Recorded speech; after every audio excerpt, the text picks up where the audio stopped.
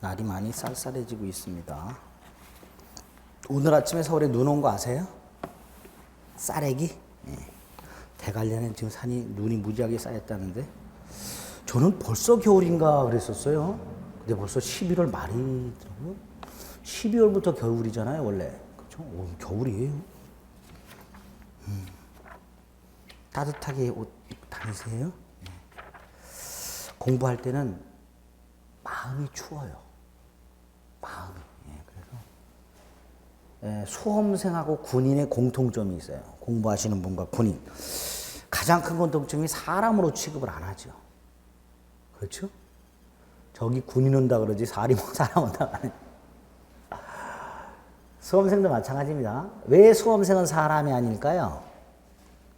삶 자체가 비인간적이죠.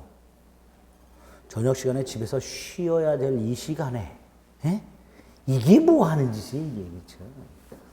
비인간적인 삶을 살기 때문에 사람이 아닙니다. 그래서 공통점이 있죠. 춥고 배고프고 졸리고 세 가지 공통점이 있습니다, 선생님들은. 네. 그래서 악착같이 공부해가지고 1년 만에 이 비인간적인 삶에서 벗어나셔야 됩니다. 사람이 참 약한 동물이에요. 저도 오랜 동안 사법시험을 해봤지만 참 약해요. 고지가 저기 보이고 어떻게 노력하면 공부를 할 수 있구라는 걸 다 아는데 하다 보면 약해져요. 쉬고 싶고 눕고 싶고 놀고 싶고 공부하기 싫고 그렇게 되더라고요. 저도. 책상에 오래 못 앉아 있구만. 그래서 심지어는 책상에 오래 앉아 있으려고 스톱워치도 샀었어요. 책상에 딱 앉아서 정신 차리고 공부를 시작할 때 딱 눌러. 그리고 일어날 때 딱 눌러 다시. 그러면 몇 시간 공부했는지가 딱 나와요. 그래서 내가 하루에 16시간을 공부하겠다는 목표를 삼고 스톱워치를 사고 공부를 시작한 적도 있어요. 첫날 18시간을 찍었어요. 우와, 이렇게만 공부하면 되겠지. 점점 줄어들어요. 나중엔 8시간 찍힐 때도 있고 6시간 찍힐 때도 있고 아예 전날 스톱워치가 그대로 멈춰 있을 때도 있고 막 그래요. 사람이 참 그렇습니다. 네. 여러분들도 공부하시다 보면 이제 나중에 뭐 내년 이제 봄 되면 그런 때가 와요. 공부하기 싫구만. 처음에 먹었던 마음, 내가 이 공부를 왜 할지 목표가 있었을 거 아닙니까? 그렇죠? 어렵더라도 그런 걸 자꾸 되새기면서 초심을 자꾸 되새기면서 공부를 하셔야 돼. 그래야 좀 버틸 수 있습니다. 자, 물권 일반론에 6개가 있는데요. 그 중에 5개를 봤습니다. 물권의 종류까지. 마지막 하나 남은 게 물권의 효력이라고 해서 물권의 공통적인 효력이 2개가 나옵니다. 하나가 우선적 효력이라는 거예요. 이 우선적 효력은 간단해요. 일물일권주의 때문에 물건을 하는데 만약에 갑을병이 전부 자기 소유라고 주장하고 있다. 이럴 때 갑을병의 소유권을 다 인정해 줄 수가 없죠. 이걸 다 인정하면 하나의 물건에 소유권이 3개가 있는 꼴이 되어버려요. 그러니까 하나의 물건을 둘러싸고 수개의 권리가 충돌할 때, 수개의 물건이 충돌할 때 하나만 남겨놓고 나머지를 다 배척을 해야 돼요. 그러면 결과적으로 살아남은 하나의 권리가 나머지 권리보다 우선한다라고 말을 하게 되는 거예요. 이걸 우선적 효력이라고 합니다. 일물일관주의 때문에 하나의 물건에는 하나의 물건만 존재하는 게 원칙이고 따라서 하나의 물건에 수개의 권리가 충돌할 때 어느 하나의 권리가 나머지 권리보다 우선하는 효력을 가질 수밖에 없게 됩니다. 이걸 우선적 효력이라고 해요. 자, 이때 어떻게 우선을 판단할 것인가 그 기준을 보면 기준. 경우의 수가 2가지가 있습니다. 하나가 이 충돌하는 권리가 물권끼리 충돌하는 경우가 있어요. 이렇게 물권끼리 충돌할 때는 기준이 먼저 성립한 권리가 우선합니다. 성립 선후 가지고 판단합니다. 먼저 성립한 거. 부동산의 경우에는 등기를 먼저 한 사람이 우선하고요. 동산의 경우에는 먼저 점유한 사람이 우선합니다. 부동산은 등기선호, 동산은 점유선. 그러니까 전철에서요, 자리가 하나 났어요. 내가 앉으려고 딱 했는데 저기서 가방이 하나 날라와서 뚝 떨어졌어. 그리고 아주머니가 당당하게 와서 앉아. 그럼 그 아줌마한테 아줌마 내가 앉을 거였는데 왜 아줌마가 가방 던져서 먼저 앉아요? 라고 말할 수 있냐? 안 돼요. 아주머니가 먼저 점유한 거예요. 가방을 통해서. 그러니까 감정적으로는 얄미워도 법적으로는 그 아주머니에게 그 자리에 대한 권리가 있는 거예요. 예? 그 아주머니는 민법을 공부하신 거예요. 어떻게든 먼저 하면 우선한다는 걸 알고 계신 거예요. 그래서 부동산은 등기선호, 동산은 점유선호 이렇게 하면 돼요. 예외가 두 개가 있습니다. 하나가 점유권이라는 권리입니다. 이 점유권이라는 권리는 이제 다음 주에 볼 건데요. 우선적 효력 자체가 없어요. 점유권은 뭐가 없다고요? 우선적 효력이 없어요. 그러니까 다른 권리를 배척하지 않고요. 하나의 물건에 다른 권리와 사이좋게 병존이 가능합니다. 그래서 점유권은 일물일권주의가 적용이 안 된다고 생각하시는 것도 아니죠. 속편할 거예요. 점유권은 다른 권리를 배척하는 힘이 있다 없다? 없다. 병존이 가능하다. 왜 그런지 나중에 봅니다. 또 하나가요. 소유권하고 제한물권이 충돌하는 경우가 있었어요. 소유권하고 제한물권. 성립선후로 따지면요. 성립선후로 따지면 하나의 물건의 소유권이 먼저 성립을 하고요. 갑이라는 사람의 소유권이 성립하고요.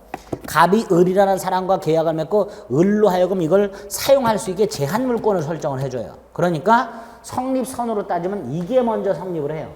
그런데 개념적으로 이 제한물권이 소유권을 제한합니다. 갑소유 물건에 을이 제한물권을 갖고 있으면 을이 먼저 사용을 해요. 그 물건을. 그러니까 소유권과 제한물권이 충돌할 때는 성립선후로 판단하는 게 아니에요. 개념상 제한물권이 소유권을 제한하기 때문에 언제나 제한물권이 우선이렇게 돼요. 언제나 뭐가 우선? 제한물권이 우선한다. 이렇게 얘기하게 됩니다. 자, 그래서 일단 경우의 수 첫 번째 물권끼리 충돌할 때 여기 하나 있고요. 두 번째로 물권과 채권이 충돌할 때 원래 이론상은 물권과 채권은 충돌이 일어나질 않아요. 물권은 물건에 대한 권리고 채권은 사람에게 요구하는 권리다 보니까 충돌이 일어나지 않는데 현실적으로 충돌이 일어나는 경우가 생겨요. 갑소유 주택을 을에게 임대를 했다. 자, 갑을 임대인이라고 부르고 을을 임차인이라고 부릅니다. 그리고 이 임차인은 임차권이라는 권리를 갖게 되는데요. 이 임차권은 주택임차권이라고 부르기는 하지만 실질적으로는 갑에게 임대인 갑에게 너의 주택을 사용하게 해달라라고 요구하는 채권에 불과합니다. 임차권은 실질적으로 엄밀하게는 물건에 대한 권리가 아니라 임대인이라는 사람에게 요구하는 권리예요. 내가 너하고 임대차 계약을 맺어서 권리가 있으니까 네 물건을 나로 하여금 쓸 수 있게 해달라. 이게 임차권이에요. 그러니까 사람에게 뭘 요구하는 권리죠. 채권이에요. 자, 어쨌든 이 상태에서요. 갑이 주택을 팔아요. 그래서 병이 이 주택에 대해서 소유권을 갖게 돼요. 이 소유권은 물권입니다. 자, 이때 병이 소유권에 찾아와. 소유권은 누구한테도 주장할 수 있는 물권이라고 그랬어요. 그렇죠? 그러니까 병이 이 소유권을 을한테 주장해요. 주장하면서 나가달라.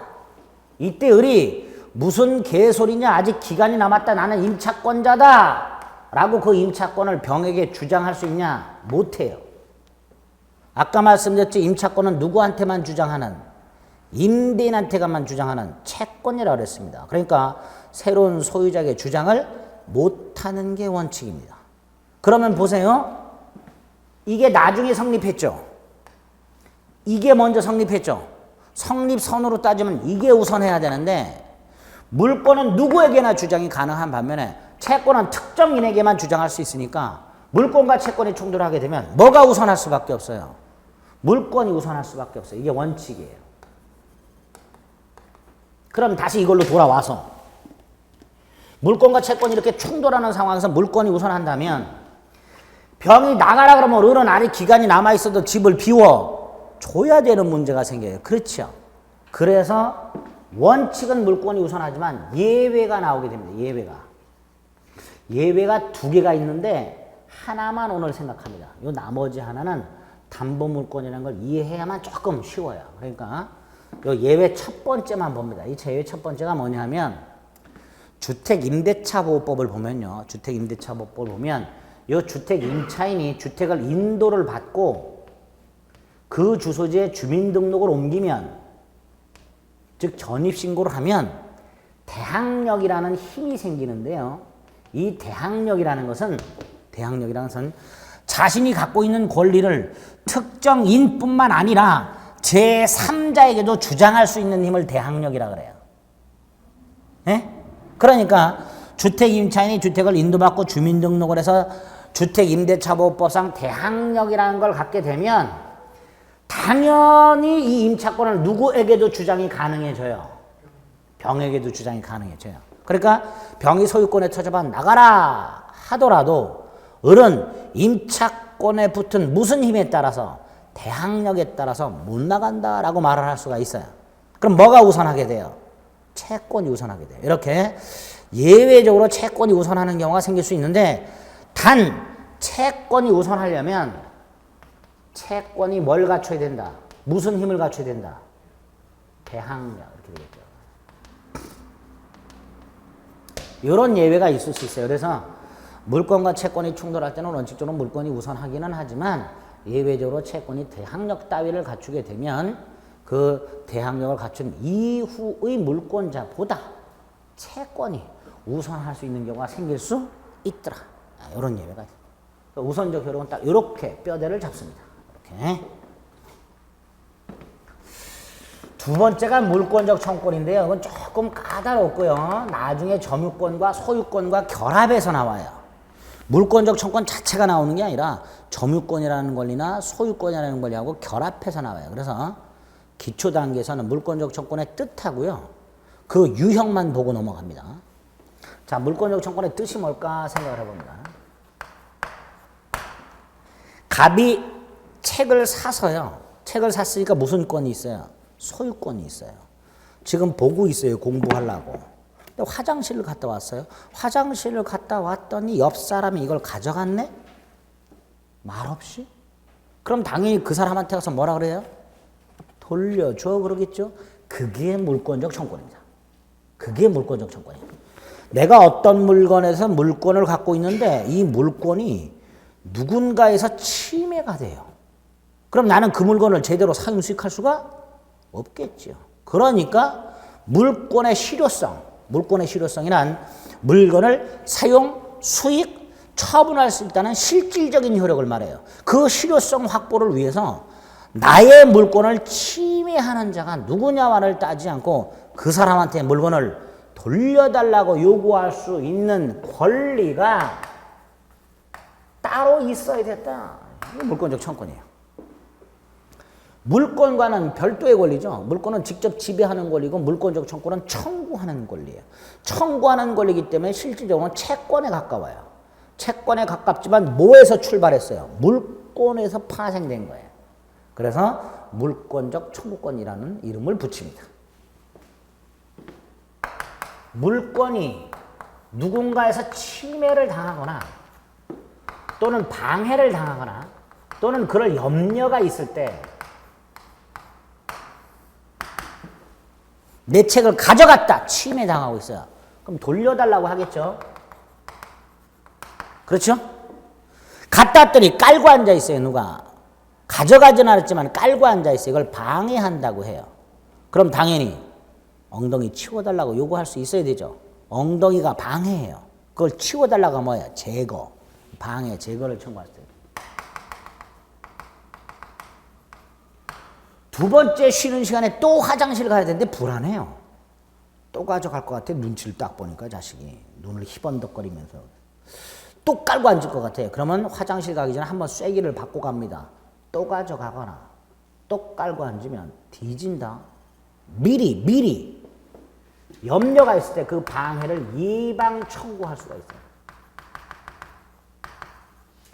이렇게 방한, 방해 제거, 방해 예방 따위를 청구함으로써 물권의 실효성, 실질적 효력, 물건을 누구의 간섭도 받지 않고 사용 수익 처음 날 수 있다는 그 실효성을 확보하기 위한 권리를 물권적 청권이라 한다. 아주 거창하지요. 그냥 내 물건 말없이 가져간 사람한테 내 물건 돌려달라고 요구하는 권리다. 이렇게 생각하시면 돼요. 어쨌든 이런 물권적 청권이 하나 나오게 됩니다. 대단히 중요한 권리입니다. 자, 이러한 물권적 청권의 유형이 있어요. 유형. 세 가지가 있습니다. 반환하나. 가져간 사람한테, 깔고 앉은 사람한테 엉덩이를 치워달라. 방해 제거. 또 가져가거나 또 깔고 앉을 것 같은 사람. 이 염려가 돼요. 화장실을 못 가겠어. 미리 쐐기를 받습니다. 방해 예방 청구. 이렇게 세 가지가 3종이 한 세트입니다. 3종 한 세트예요. 예? 요게 우리 민법에 두 세트가 있습니다. 두 세트가. 점유권에 한 세트가 있고요. 소유권에 한 세트가 있습니다. 이렇게. 각각 조문이 이렇게 되어 있습니다. 점유권에 의한 점유권의 터잡은 반환 청권은 204조, 방해 제거 청권 205조, 방해 예방 청권 206조 이렇게 되어 있고요. 소유권의 터잡은 반환 청권 213조, 방해 제거 방해 예방 묶어서 214조 이렇게. 3종 두 세트가 우리 민법에 있어요. 근데 아까 물권이 우리 민법에 몇 개가 있다 그랬어요? 8개. 그럼 8세트가 있어야 되죠. 물권이 8개니까 8세트가 있어야 되잖아요. 2세트밖에 없어요. 그럼 나머지 6개 물권자들 불만 생기죠. 누구는 입이고 누구는 주둥이냐. 똑같은 물권인데 왜 우리는 없냐. 그럴 거 아니에요. 그렇죠? 그래서 우리 민법은 소유권에 있는 요놈들을 다른 물권에 빌려 쓰도록 하고 있습니다. 이걸 준용한다라고 해요. 농기구가 3종이 있는데요. 큰형님이 한 세트를 샀어요. 그럼 아우들은 살 필요 없죠. 물론 살 수도 있겠지만 뭘 사? 형님한테 빌려 쓰면 되지. 그렇죠? 예? 그 빌려 쓰는 것을 준용한다라고 해요. 준용한다. 조문을 빌려 쓴다. 이걸 뭐라 한다고요? 준용한다. 이렇게 소유권에 있는 물권적 청권을 다른 물권에 준용하는 규정. 즉 다른 물권은 별도로 물권적 청권을 규정하고 있다. 안 하고 있다. 안 하고 있어요. 이렇게 준용하라고만 되어 있어요. 조심하실 게 두 가지예요. 하나, 유치권과 질권. 소유권이 큰형님이고 다른 물권이 동생들이라고 생각하라 그랬어요. 그러니까 큰형님이 사놓은 농기구를 다른 동생들이 빌려다 쓰는데 요 두 놈은 배다른 동생들이에요. 그래서 빌려 쓰라는 규정이 없어요. 요 두 놈은. 뭐가 없다고요?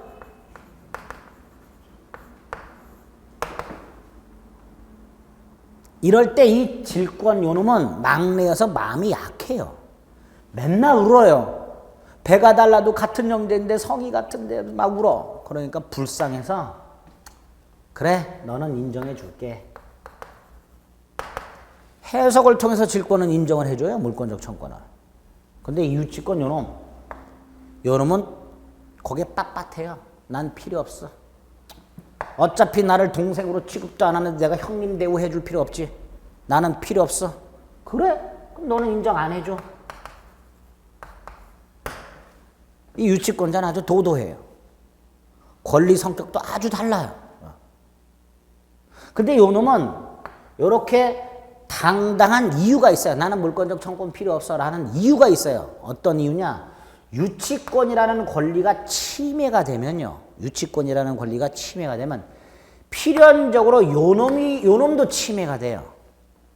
유치권이라는 권리가 침해가 되면 필연적으로 뭐가 침해된다고요? 점유권. 유치권의 뜻 자체가 뭘 줄임말이냐면 유치라는 말 자체가 점유 및 반환 거절 이걸 줄임말이 유치예요. 나중에 볼 거예요. 그러니까 유치권이 침해되면 필연적으로 뭐도 침해가 된다. 점유권이 침해되니까 얘는 유치권이 침해되었을 때 물권적 청구권 필요 없어요. 뭘로 보호받으면 돼요? 점유권으로 보호를 받으면 돼요. 그러니까 얘는 유치권 자체에는 물권적 청구권을 인정할 필요가 있다 없다? 없다. 이렇게 됩니다. 이렇게 구조를 우리 민법의 구조를 좀. 또 하나가 이것도 나중에 봐요. 지역권이라는 권리하고 저당권이라는 권리가 있는데 요 두 놈은요. 요 213조를 준용하라 이게 없어요. 이건 없고 214조만 준용하라 이렇게 되어 있어요. 무슨 뜻이에요? 지역권이나 저당권이라는 권리를 갖고 있는 사람은 이게 침해되었을 때 물권적 청구권 자체는 인정이 되지만 그 물권적 청구권 3종 중에서 반환 청구권은 인정이 안 된다라는 거예요. 요 두 놈은 물건을 점유를 하질 않아요. 그러니까 뺏길 일이 없어요. 얘네들은. 뺏길 일이 없으니까 돌려달라고 할 일도 없어요. 그래서 얘네들은 개념적으로 반환 청구권 자체는 인정할 수가 없어요. 없기 때문에 213조는 준용하는 규정이 없습니다. 요 214조만 준용합니다. 그래서 지역권자와 저당권은 물권적 청구권은 인정되지만 물권적 반환 청구권만은 인정이 안 된다. 이렇게 우리 민법에 어떻게 규정을 두고 있는가를 딱 머릿속에 세기를 박아두셔야 돼요. 이제 여기에다가 추가되는 게 나중에 물권적 청구권의 성질이 나오고요. 물권의 성질과 채권의 성질을 다 가지고 있습니다. 조금 까다롭습니다. 이거. 누가 행사하면 누구를 상대로 하는가? 물권적 청구권을 누가 누구를 상대로 하는가? 권리라는 게 나오면 항상 그래요. 누가 누구를 상대로 행사하는가? 이걸 자꾸 생각을 하실 수 있어야 돼요. 어떨 때 물권적 청구권을 행사할 수 있는가? 다른 권리, 물권적 청구권 말고 다른 권리 와의 관계도 있어요. 이런 것들이 물권적 청구권에 쭉 나옵니다. 이게 기본 뼈대고요. 여기에 이제 점유권이나 소유권이 결합이 돼버리면 판례가 나와요. 대법원 판례가. 물권적 청구권과 관련된. 누가 누구를 상대로 이런 권리를 행사할 수 있냐 없냐 그 판례가 좀 까다롭습니다. 그래서 일단 오늘은 기초과정에서는 물권적 청구권이 이런 권리고 민법에는 이렇게 규정이 되어 있구나. 이것만 기억을 하시고 추가적으로 이런 게 문제가 될 수는 있는데 이건 나중에 판례와 결합을 시켜서 이해를 해야 되기 때문에 오늘은 목차만 딱 눈여겨둡니다. 이렇게 물권이라는 게 공통적으로 두 가지 효력이 있다. 하나가 우선적 효력, 또 하나가 물권적 청구권. 됐죠? 여기까지가 물권 일반론이에요. 그 다음 이제 물권 변동론이 나옵니다.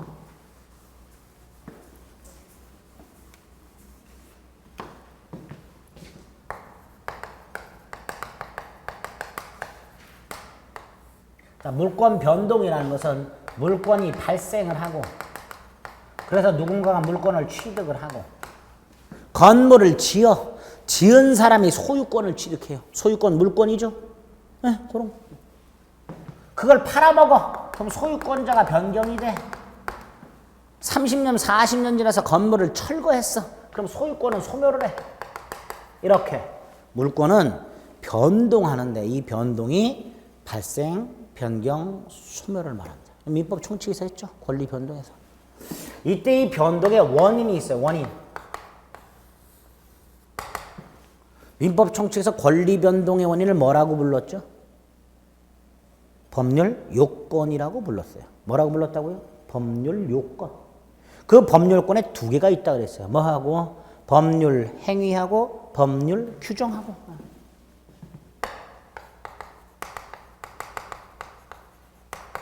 두 개가 있다.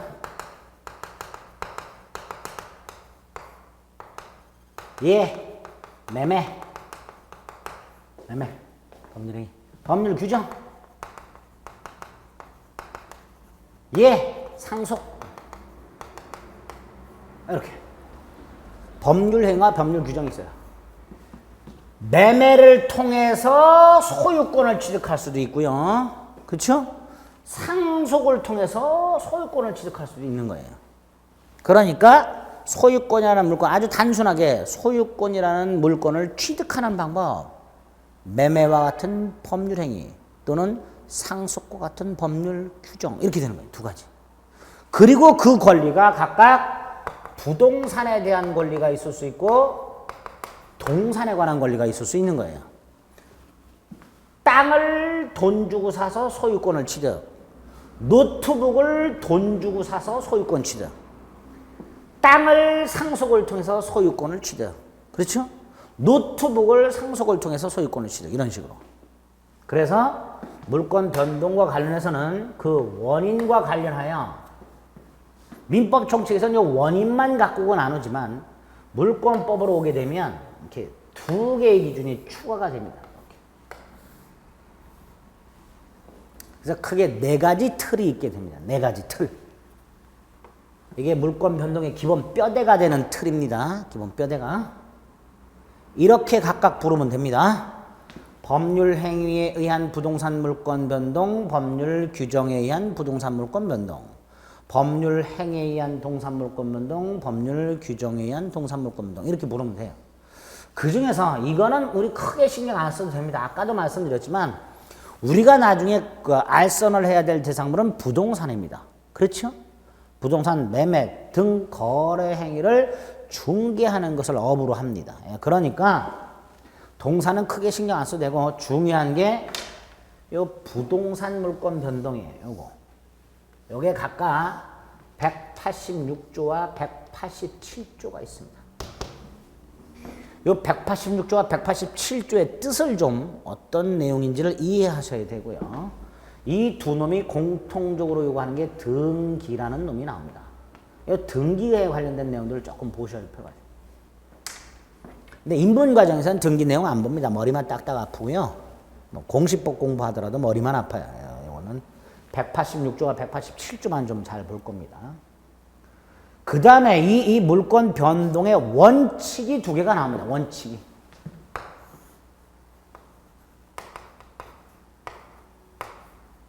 공시의 원칙과 공신의 원칙이라는 게 나와요. 이 원칙이 어떤 의미인지를 좀 이해하셔야 되고요. 마지막으로 물권의 소멸 사유와 관련해서 191조 혼동이라는 놈이 하나 나옵니다. 그래서 물권 총론 중에 중요한 물권 변동의 전체적인 뼈대가 이렇게 됩니다. 이런 내용들이 이제 여러분들이 봐주셔야 될 내용들이에요. 자, 그러면 먼저 이 원칙을 보겠습니다. 원칙. 물권 변동의 원칙.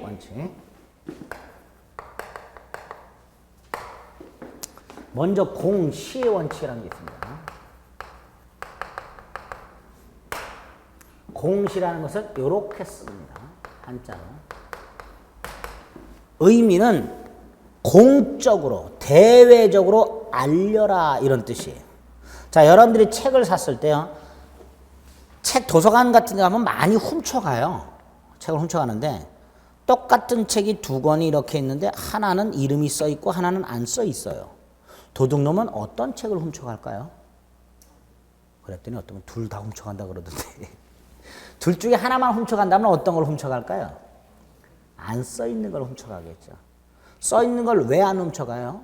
소유자가 표시가 되어 있단 말이죠. 그러니까 도둑놈이 훔쳐가기가 깨림직해요. 아, 물권이라는 것은 그 물건에 대한 권리가 누구에게 있는지를 대외적으로 알려놓으면 침해가 덜 되겠구나, 이런 생각할 수 있겠죠. 그 대외적으로 알리는 걸 공시라고 해요. 공시. 물권이 어떻게 변동이 됐고 현재 특히 물권자가 누구인지를 대외적으로 알려라, 이걸 공시라고 합니다. 그리고 원칙을 세워요. 알려야 한다. 대외적으로 알리는 걸 공시라고 하고 국가가 알려야 한다라고 기준을 세워요. 이걸 공시의 원칙이라고 해요. 그러면 국가가 국민한테 알려라 그랬어요. 그럼 국민은 뭐라 그래요? 어떻게 알려요? 그러겠죠. 공시 방법이라는 게 나와요.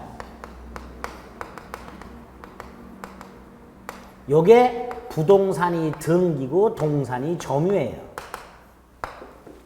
특히 등기는 등기부라는 걸 만들어서 국가가 관리까지 해줍니다. 그래서 물권에는 공시의 원칙이라는 게 있는데 공시가 뭐고 공시의 원칙이 뭐고 그리고 전형적인 공시 방법으로 마련된 게 뭔가 부동산은 등기를 통해서 공시하고 동산은 이름 쓰는 게 아니고 이렇게 점유를 하는 형태를 통해서 공시를 하도록 하고 있습니다. 이게 공시의 원칙이에요. 두 번째가 공실의 원칙이라는 게 조금 까다롭습니다. 이거는.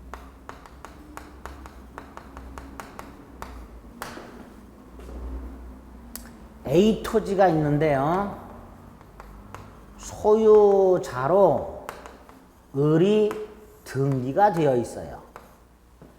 A 토지 등기부를 떼어봤더니 을이 소유자로 등기가 되어 있다. 그 다음에 B 노트북이 있는데요. 을이 점유를 하고 있고요. 자기 거라고 주장을 하고 있어요. 자, 이때 이 경우 둘 다 을이 소유자일 가능성이 99%입니다. 몇 프로? 99%. 근데 100%는 아니에요. 소유자가 아닌 경우가 있을 수 있어요. 우리나라에서는. 대표적인 걸 생각해 볼게요. 얘가 가장 매수인이에요. 무슨 매수인? 가장 매수인. 가장 매수인은 설령 소유자로 등기되어 있다 하더라도 소유자다 아니다? 아니다. 그럼 이 등기는 무효다. 두 번째, 요 놈이 현재 노트북을 점유하고서 인강을 듣고 있는데 알고 봤더니 이 자식이 도둑놈이야. 노트북을 훔친 놈이에요.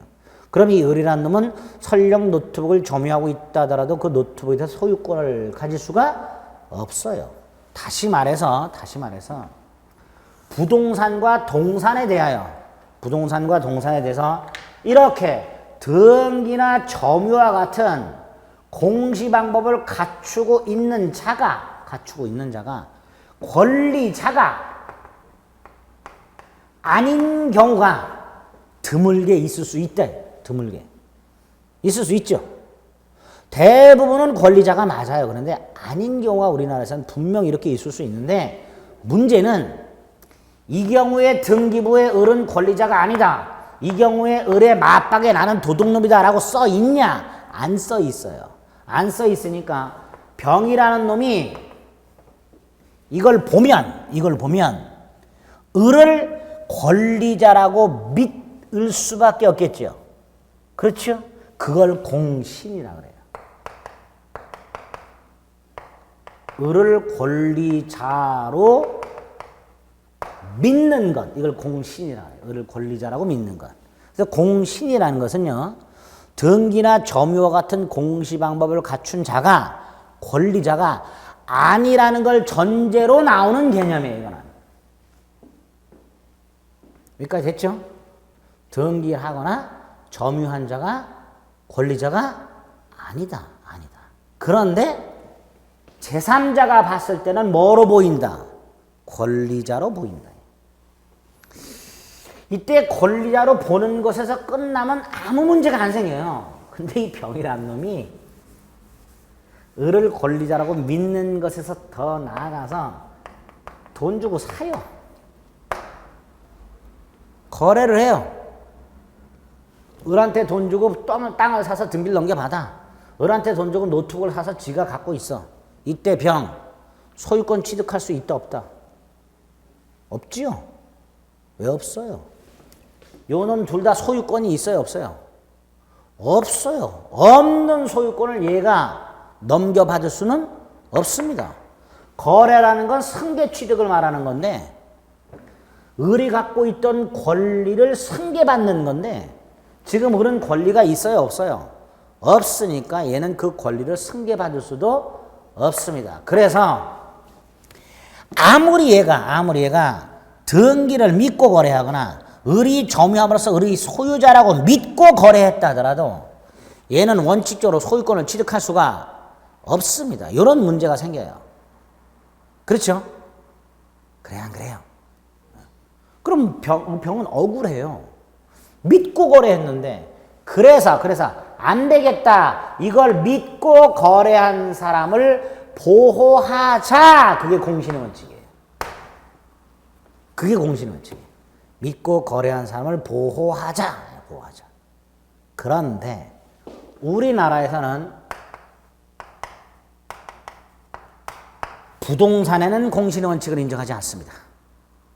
부동산의 공신의 원칙을 인정하지 않는다는 것은 설령 등기를 믿고 거래했다 하더라도 그 등기된 자가 권리자가 아니라면 이 거래한 사람은 보호받지 못한다. 권리를 취득할 수 없다. 이런 뜻이에요. 반면에 동산은요. 만약에 얘를 믿고 샀는데도 불구하고 권리를 취득할 수 없다 그러면요. 동산 하나 거래할 때 시간이 오래 걸려요. 껌 한 통 사더라도 껌을 파는 저놈이 진짜 껌에 대한 권리자인지 아닌지를 뒷조사를 해야 돼요.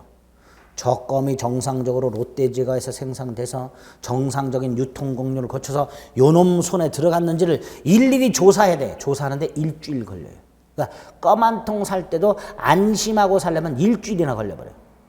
그럼 거래 신속이라는 걸 해치게 됩니다. 그래서 우리나라에서는 동산에서는 공신원칙을 인정합니다. 이 동산에서 공신원칙을 인정하는 게 우리 민법 249조 동산 선의 취득이라는 제도예요. 그럼 쉽게 생각하세요. 도둑놈으로부터 도둑질한 물건이란 걸 모르고 샀다. 그럼 소유권을 취득한다. 모르고 샀다면. 네? 그래서 동산에는 공신의 원칙을 인정하고 있습니다. 부동산은 인정 안 해요. 그러면 여전히 이런 문제는 남아요. 병이 을 등기를 믿고 거래했다 하더라도 보호를 받지 못하죠. 이 병 중에는 정말로 억울한 사람이 있을 수 있어요. 정말로. 그렇죠? 그럼 그 사람은 어떻게 할 거냐? 원칙은 보호 안 돼요. 그 사람을 보호하려면 별도로 보호 규정이 필요합니다.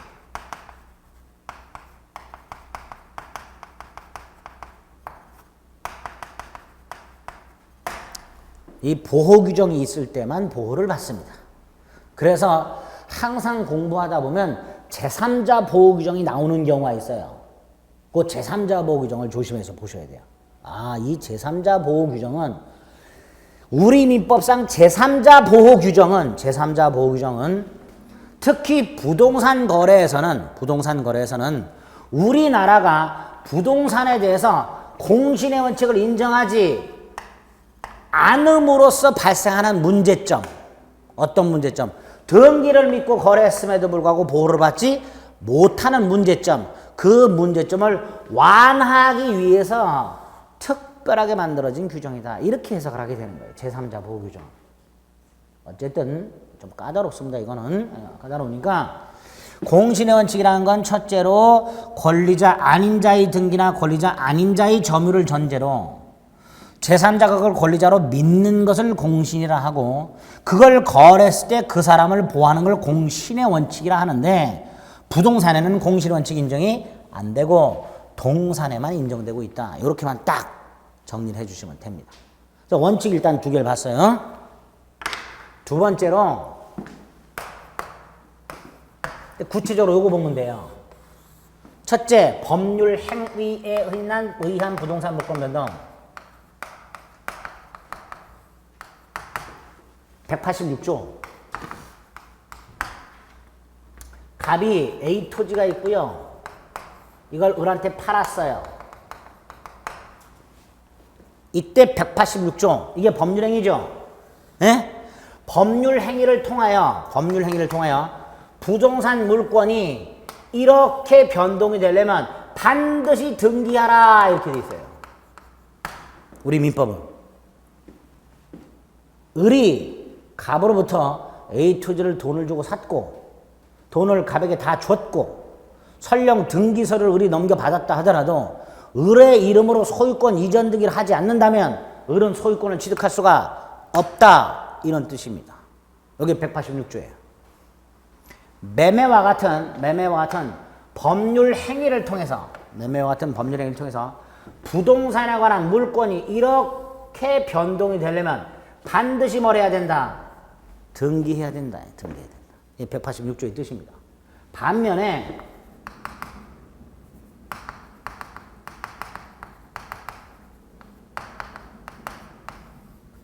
법률 규정에 의한 경우 갑이 A 토지를 갖고 있다가 사망을 합니다. 그래서 상속이 일어났다. 을에게. 자, 상속 법률 행위인가요? 죽은 갑과 을이 계약 맺은 건가요? 아니에요. 갑이 사망을 하게 되면 상속이라는 민법상의 규정에 터잡아 을이 소유권을 취득해요.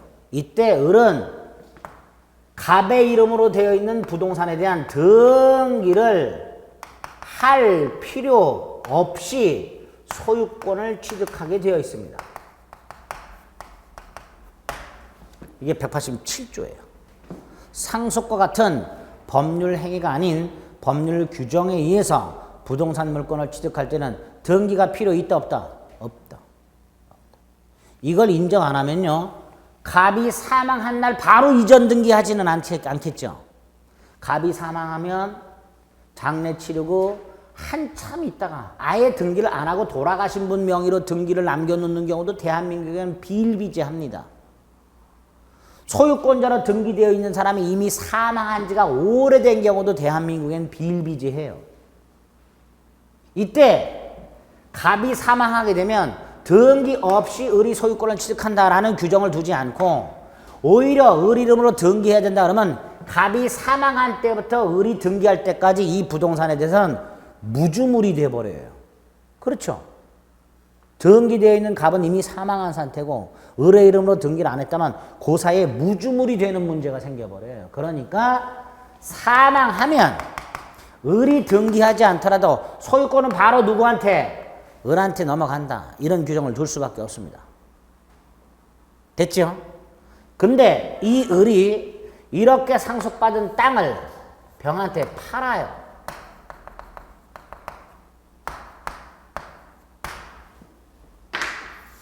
팔면 이건 법률행위니까 여기 보세요. 이건 법률행위니까 병이 소유권 취득하려면 병은 뭘 해야 돼요? 등기를 해야 돼요. 이때 병 누구로부터 등기를 넘겨받아야 돼요? 을로부터 넘겨받아야 되죠. 갑으로부터 직접 넘겨받을 수는 없죠. 왜? 갑은 죽었으니까. 그래서 우리 민법은 등기 없이 취득한 부동산을 이렇게 처분을 하려면 네 이름으로 등기를 하고 등기를 넘겨줘라 이렇게 돼 있어요. 여기 187조의 뜻이에요. 그러니까 을이 병한테 팔았어요. 판 다음에 이거 등기를 넘겨줘야 되죠. 예? 등기 넘겨줄 때 이렇게 막바로 등기를 넘겨줘서는 안 되고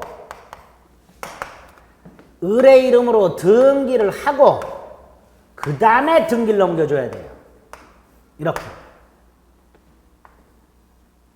이유가 뭘까요? 세금. 무슨 세금? 상속세. 이걸 규정을 안 해놓으면요. 을이 갑이 사망한 다음에 팔아요. 팔 때요. 매도인을 갑으로, 매수인을 병으로, 계약 날짜를 갑 사망 이전 날짜로 바꿔서 작성을 해요. 그래서 아예 상속세를 떼먹는 경우가 생겨버려요. 그런 걸 막기 위한 거다라고 생각하시면 돼요.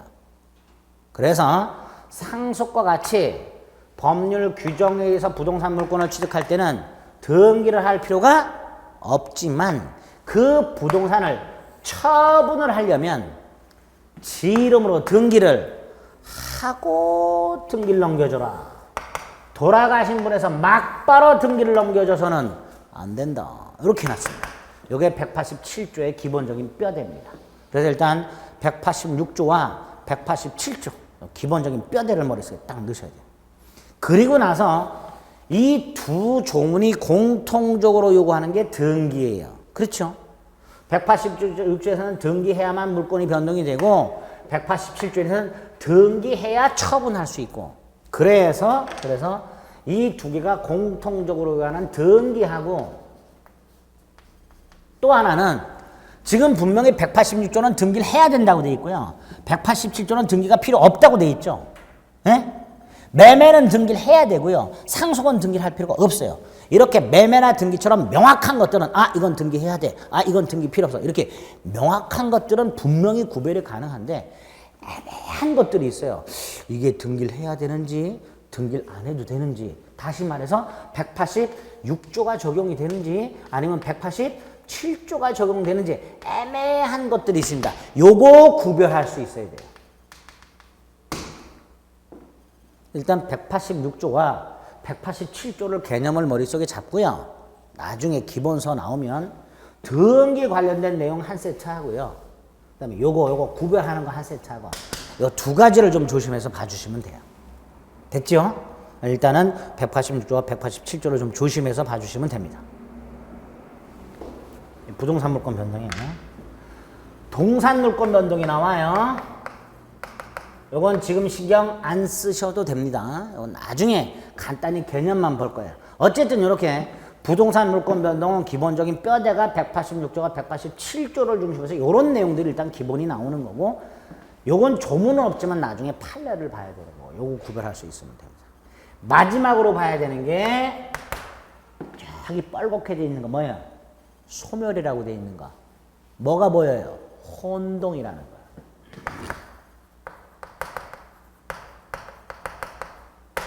요 물권 소멸 사유 중에서 혼동이라는 놈을 하나 이해를 하시면 돼요. 요것만.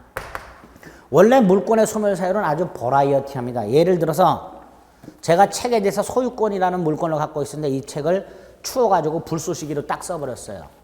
그럼 이 책이라는 물건은 더 이상 존재하지 않죠. 그럼 물권은 소멸하겠죠. 목적물 멸실. 그럼 물권은 소멸해요. 자, 갑소유 땅에 을의 이름으로 지상권을 설정해놨어요. 지상권.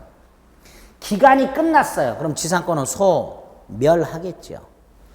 갑이 아파트를 담보로 은행으로부터 대출받으면서 은행 이름으로 저당권을 설정해놨다가 돈을 갚아버렸어요. 그럼 그 아파트에 대한 저당권은 소멸하겠죠. 이런 식으로 물권의 소멸 사유가 굉장히 많은데 그 물권의 소멸 사유 중에서 물권의 공통된 소멸 사유, 그 중에서 혼동이라는 소멸 사유가 시험 문제에 간혹 나옵니다. 자주 나와요. 간혹 나오는 게 아니라. 자, 그럼 혼동이 뭔지만 생각을 합니다. 혼동이 뭔지. 갑이라는 사람이 토지를 하나 갖고 있어요. 이 토지에 갑은 이 땅을 그냥 땅만 갖고 있고 활용을 안 해요. 펜스만 쳐놓고 잡초가 무성합니다. 간혹 주차장으로 쓰고 막 그래요. 그럼 이 사람은 땅을 제대로 활용하고 있지 않은 거죠.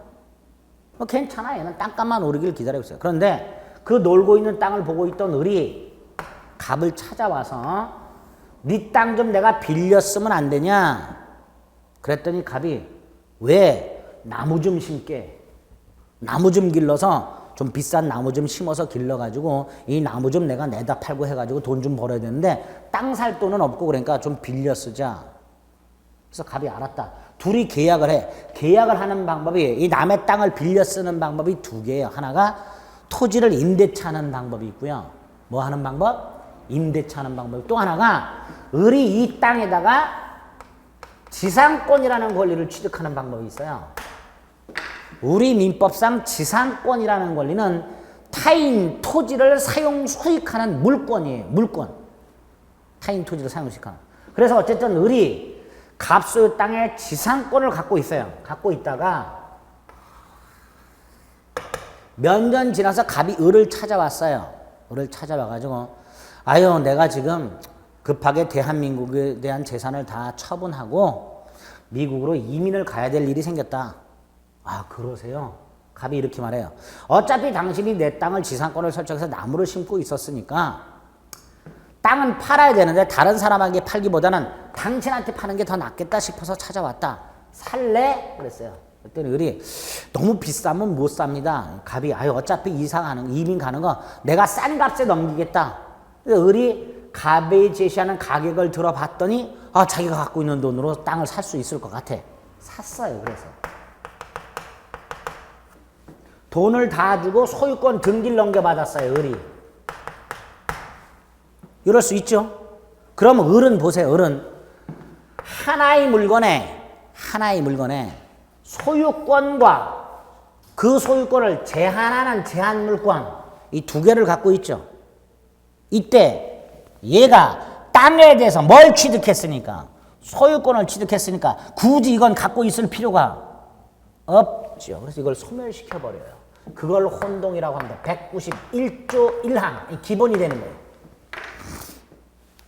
자, 그럼 이렇게 생각합니다. 이렇게만. 혼동의 대표 조문이 191조 1항인데 하나의 물건에